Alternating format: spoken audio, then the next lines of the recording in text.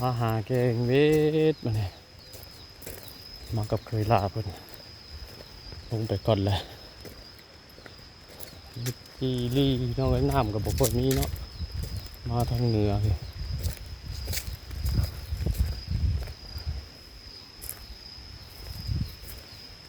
น้ำหน่อยฮะนี่แต่ปลาน้อยเนี่ย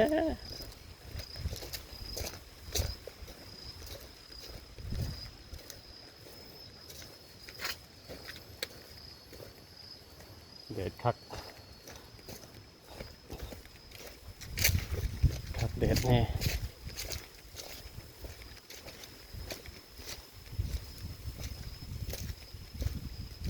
ปวดออกมาซื้อดอก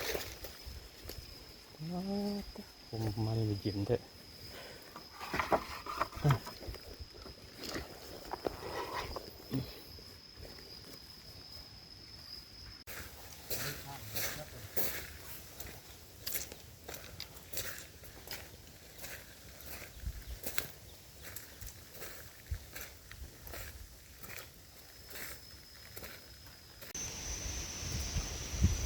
สำนกมาหาย่างลิ้นโอ้เห็นหอดปูหอดปลาเนี่ยน้ำโบราณมันโบเมนน้ำนั่นเนาะโบเมนน้ำบึงน้ำห้วยน้ำห้องน้ำธรรมดาบ้านเฮานี่มันกะน้ำโบราณมันได้บ่คอยมีป่ามันขึ้นตามฤดูตอนนั้นก็น้ำลายแต่ฝนบ่ตกมันก็บกแห้งไปป่าโบราณพี่น้องเอ้ยอยู่บ้านนอกบ้านนาเฮาเขาบ่หาบ่ดุบ่มันเนี่ยแห้งบ่ได้กินนัดดุไปดุมามันหาเท่ายังขาดอยู่ขาดกินอยู่โอ้เคยลาคนหอดพุ่นเลยผลลงมาแต่เสียปูนเดี๋ยวออกมาหา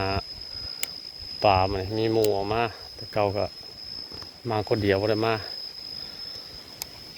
น้ำน้อยๆมีสั่งเอ้ยแกงมันก่อนบ่คือน้ำห้วยน้ำห้องน้ำบึงเพิ่นนะ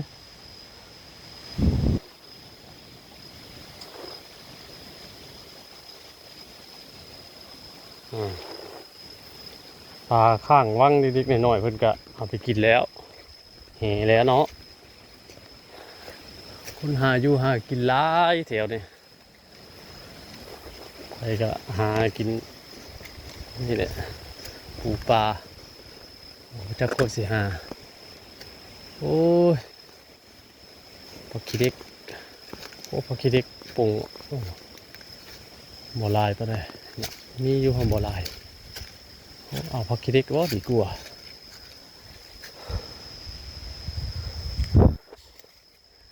แดดพี่น้องเอ้ยมึงเนี่ยแห้งแล้งครับในหน้าเพิ่งก็ได้ต้นไม้ใหญ่ต้นไม้ยางใหญ่ยางใหญ่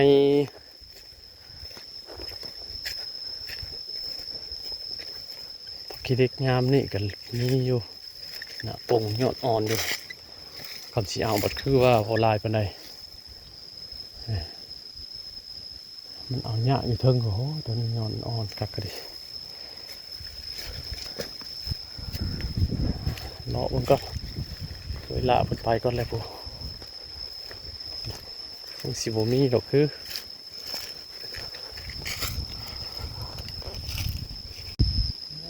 ผมเย็นดีผมหมกเรือ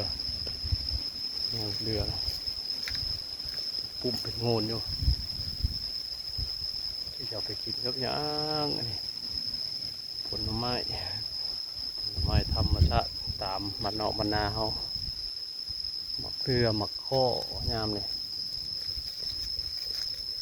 ไปเลาะเมื่อพี่น้องเว้ยออกมาพออันคำใบเพราะว่าอยู่เพื่อจะอยู่นั่นคำนั้นมืดอันนี้ออกมาเลาะบึงป่าเลาะทงไห่ทงนาทางอื่น อยู่แต่หน้าเจ้าของลายก็เห็นแต่หน้าเจ้าของมาเบิ่งหน้าหมูเนี่ยว่าเป็นยังไงเพิ่นก็เห็นหน้าบ้านคือกันทางนี้ก็สิบ่มีน้ำบ่มีหยังดอกแห้งแล้ง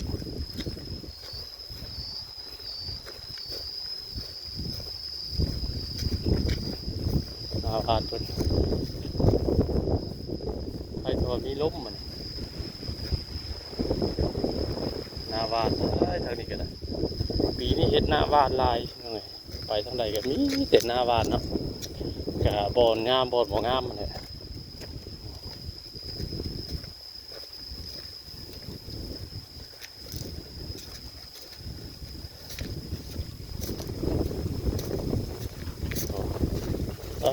มานอนอยู่ที่รถขับแท้เย็นจ้อยๆท่านนะโอ้ถีบหน่อยเพิ่นเอานั่งก่อนเย็น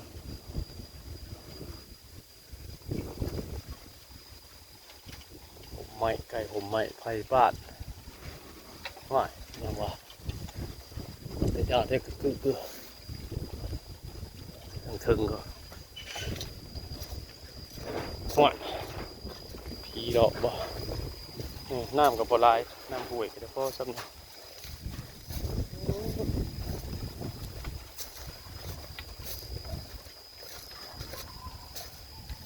โอ้ย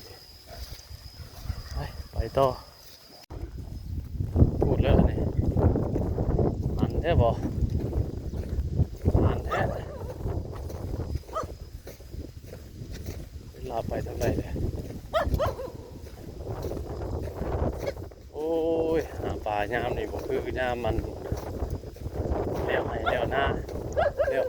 าน้ำมันลายอะเต้ป่วยเต็มห้องไหลอยู่บึ้นเนาะปลามันก็หลายยามนะพอได้กิน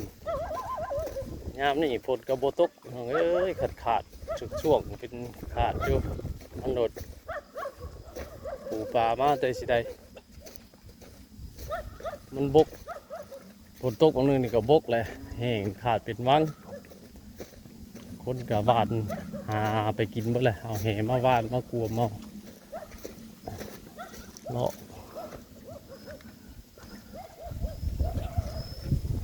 ทางเลาะลิ้นเลาะหัวไปกับวันนี้มันกะบ่ได้เด็ดปานใดคือสิมันมืดฟ้ามืดฝนพุ่นน่ะมืดมาเลยเลาะเบิ่งให้เบิ่งหน้าเพิ่นนำหมู่เฮ็ดแนวใดเนาะมันจะสิอยู่หน้าเจ้าของบ่จักว่าหมู่เฮ็ดเด้ไปเท่าไหร่เลยเวลาแล้วก็ไวบ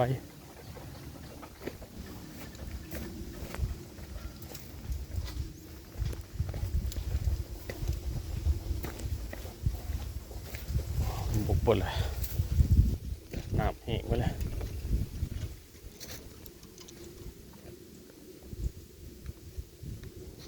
ทักนี่ยังว่าถ่ายฮอดพุทธซ้ำทางบ้านเขาเรียบร้อยถ่ายพุทธถ่ายยังผู้ดำเลยก็มีทางนี้เขายังบริสุทธิ์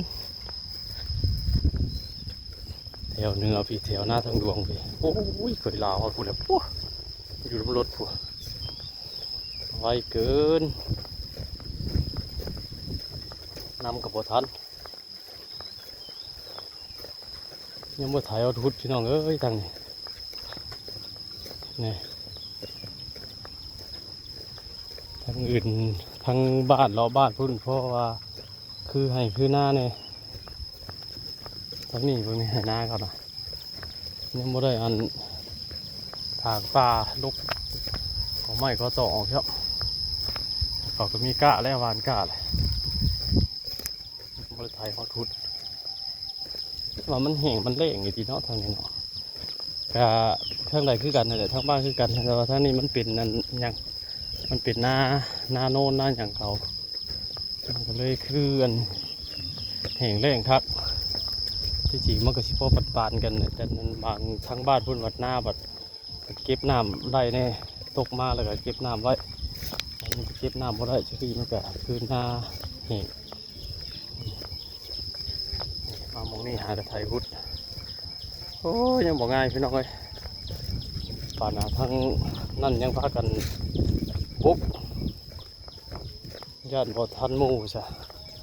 แต่ทางนี้เขายังบ่ได้กล้าเกียนอย่างเลยนี่เวลาไปแกล้งน้องสะเขาบอกว่า